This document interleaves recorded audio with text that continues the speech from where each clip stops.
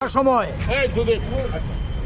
রঞ্জিতনগরে একজন সংখ্যালঘুভুক্ত মুসলিম সম্প্রদায়ের একজন রিক্সা শ্রমিক, তিনি কাজ শেষে রিক্সা জমা দিয়ে যখন বাড়ি ফিরে যাচ্ছিলেন তখন নিবেদিতা ক্লাবের সামনে তাকে 4-5 জন চিহ্নিত দুষ্কৃতী আটকিয়ে তার নাম জিজ্ঞেস করে এবং তিনি তখন তার নাম বলেন।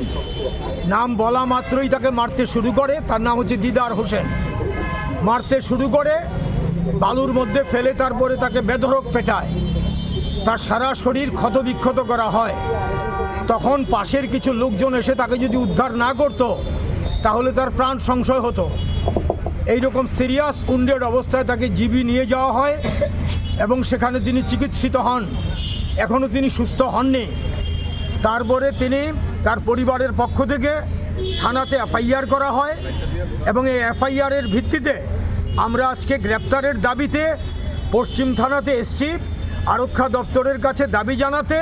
প্রকৃত যারা দোষী চিহ্নিত একদম 4-5 জন নাম আছে আমাদের কাছে, আমরা জানি তাদেরকে গ্রেপ্তার করতে হবে এবং অবিলম্বে এই গ্রেপ্তার করে তাদেরকে আইনের দরজায় নিয়ে গিয়ে কঠোর শাস্তির ব্যবস্থা করতে হবে, যাতে দৃষ্টান্তমূলক শাস্তি হয়।